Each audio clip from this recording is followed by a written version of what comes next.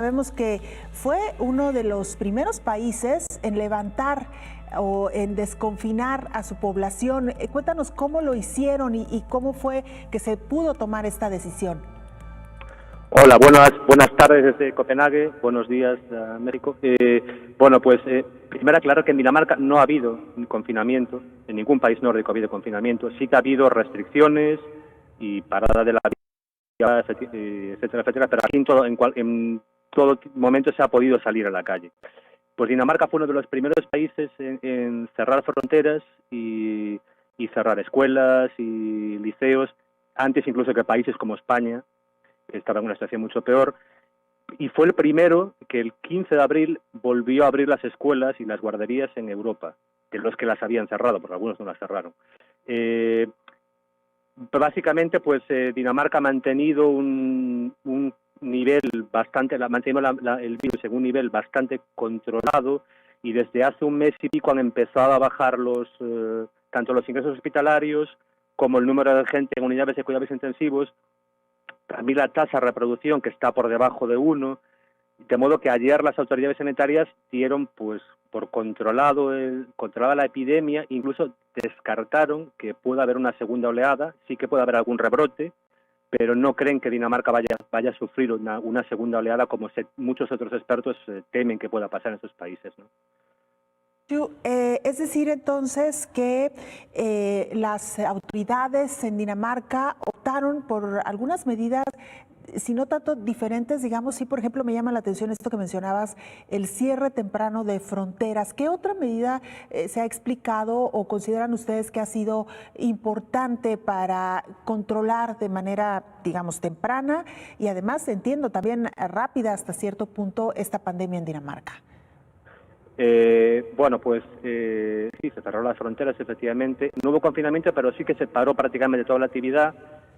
El distanciamiento social, es evidente que hay un factor que no se menciona tanto, pero que es evidente que en el norte de Europa hay una cultura distinta a la que hay en el sur de Europa, o que puede haber a lo mejor en países latinoamericanos. La gente no tiene tanto contacto tampoco con las familias, con los mayores. Esa distancia social que hay en el trato, pues también tiene cierto efecto, ¿no? Pero bueno, Dinamarca ha sido un país que aparte del cumplimiento de la gente, de las órdenes de las autoridades, tiene un sistema sanitario muy bueno y en ningún momento se ha visto presionado. Han podido controlar el número de casos sin que se saturaran, sin que se colapsaran los servicios sanitarios, como ha pasado a lo mejor en España o en Italia. Y ahora están empezando a hacer muchos más test, a aislar más gente, porque están intentando que no haya nuevos rebrotes, ¿no? Pero digamos que un poco que ha sido eso un poco la clave, ¿no? Un sistema sanitario muy bueno, medidas que se adoptaron pronto cuando los números eran muy bajos, y también digamos la confianza que en general tienen los países nórdicos su población en las autoridades, y que siguen normalmente las órdenes que dictan el gobierno con confianza. Claro. Anxo, ahora que mencionabas el tema de las pruebas para detectar COVID-19, en las fases primarias, en las fases tempranas, ¿se aplicó también estas pruebas de manera generalizada a la población, solo en casos sospechosos? ¿Cómo fue, digamos, la estrategia o la dinámica que utilizó este país? No especialmente. Creo que en proporción es uno de los países que ha hecho más test en Europa, pero muy lejos, por ejemplo, de Islandia, que sí que ha tenido una estrategia masiva de hacer test a la población. En Dinamarca no. Se hacían test de personas que tenían síntomas, y recién ahora, cuando estamos en la fase segunda de reapertura de la sociedad, donde ya hay desde peluquerías, colegios, guarderías, el deporte profesional, también empezó la Liga de Fútbol en 10 días. Ahora recién están adoptando una estrategia más ofensiva de realizar test a personas que no tienen síntomas, pero hasta ahora solo se le han hecho a personas que tenían síntomas.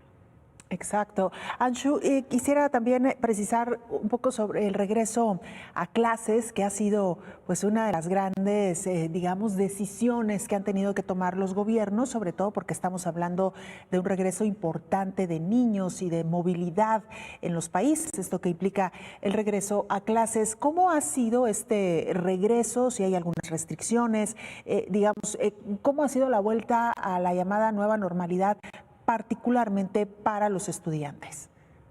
Bueno, a ver, en Dinamarca, como te dije antes, desde el 15 de abril abrieron las guarderías y los colegios para niños hasta 11 años, o sea, los 4 primeros cursos, con restricciones, muchas restricciones, para el tema de mantener la distancia social, de higiene, con lo cual pues han establecido turnos.